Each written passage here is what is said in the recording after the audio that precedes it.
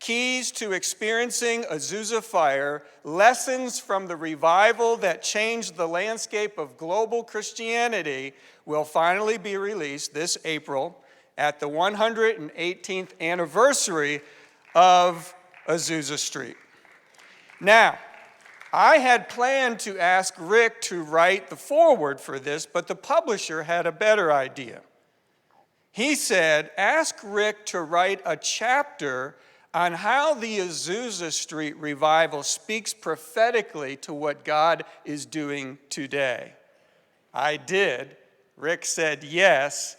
And as you can see in the lower left-hand corner of your screen, Rick is now the co-author of this book. That was his idea. But as you can also see on the bottom left corner there, this is the first ever joint publication of Destiny Image and Morning Star, which was also Rick's idea. Folks, it just doesn't get any better than this. The photos and the layout are incredible and worth the $20 price for the book, which you can pre-order on Amazon right now if you want to, or you can get them in our bookstore sometime in March. They will be here. Because of my friendship with the archivist at the Flower Pentecostal Heritage Center in Springfield, Missouri, I was able to obtain a bunch of really nice, high-quality photos. Thank you, Glenn.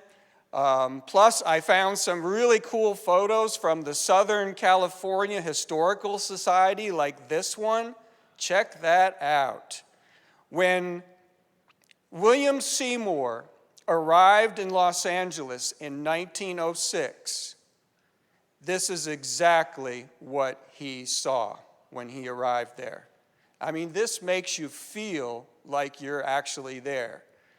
And then here is the La Grande train station where everyone first arrived in Los Angeles from all over the world to attend this revival. And this is just a few blocks from Azusa Street. I even found a photo of the exact trolley Seymour rode to Pasadena to supernaturally secure the funds to rent 312 Azusa Street. You can read that, the stories in the book.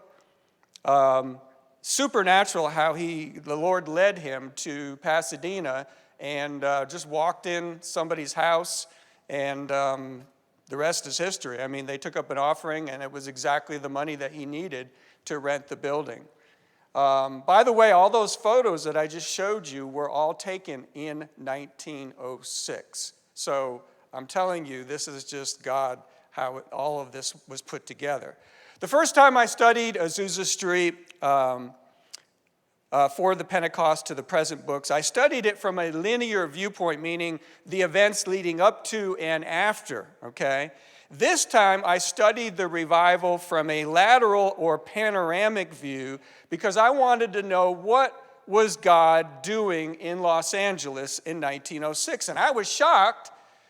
The entire city was on fire and ripe for revival.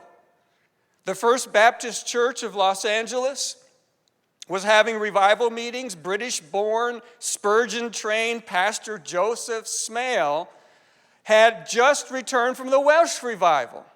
He even knew Evan Roberts, the leader of that revival. He brought the Welsh revival back to Los Angeles with him. Meanwhile, in Los Angeles, the young men at the Methodist churches were on fire. They were praying for revival and experiencing revival in the Methodist churches.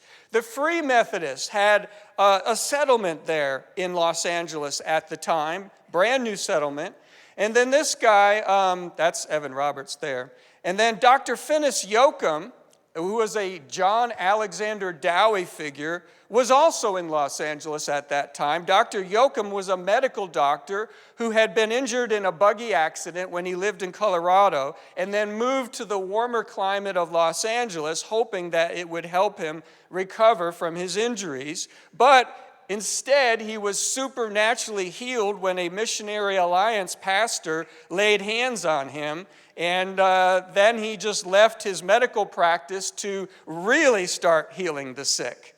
And like Dowie, he set up several healing homes in Los Angeles, including his own home that you see here, where many were healed and some even raised from the dead. Dr. Yoakum founded the Pisgah Home Movement, which eventually went nationwide.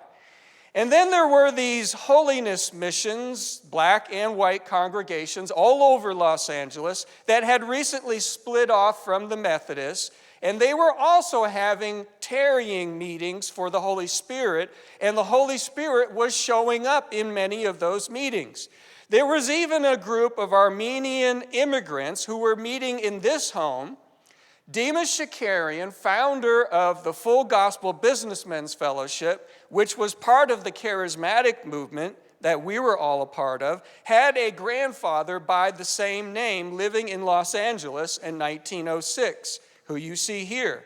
He literally stumbled on the revival one day while walking down Azusa Street.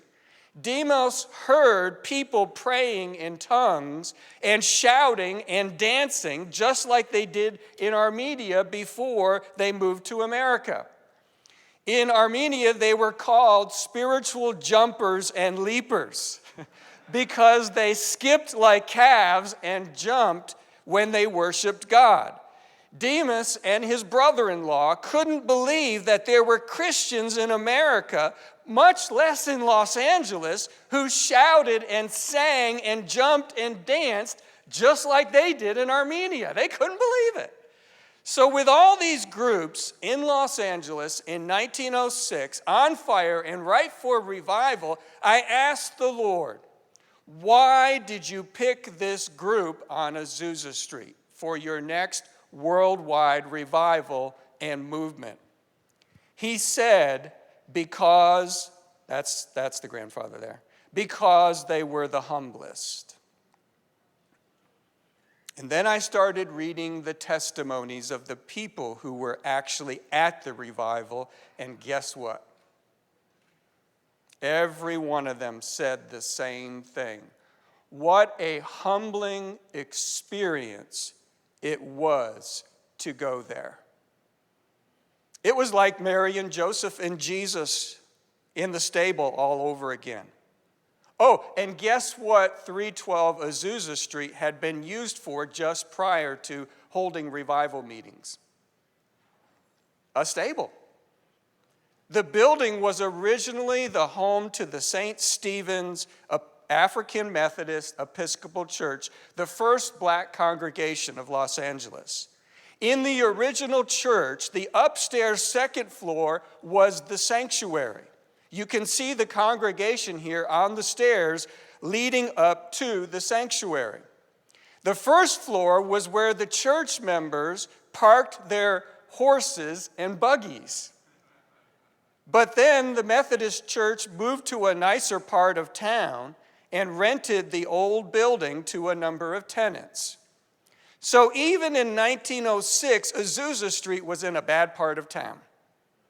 So before Seymour rented it, it had been used as a wholesale house, warehouse, lumberyard, stockyard, tombstone shop, and most recently a stable and warehouse with rooms to rent upstairs. Sister Carney, one of the youth at Azusa Street, talked about when they were setting up for the meetings, they had to help Brother Seymour clean up after the animals to get the first floor ready for the revival meetings. She was grateful, she said, that she got to clean up after the goats with their small droppings while Brother Seymour cleaned up after the horses and cattle. They said that the flies were terrible that first summer of 1906. Since it had been a stable for years, the flies were still camped out there. They said the stench was unbearable, almost to suffocation in the summer months, with crowds of people inside. Oh, and there was no indoor plumbing. They had one outhouse out back the building. See, these are the things we never hear about Azusa Street. Why? Because no one cared. God was there. The glory of God was there. The fire of God was there. The manifest presence of God was there. And everyone was humbled when they went there.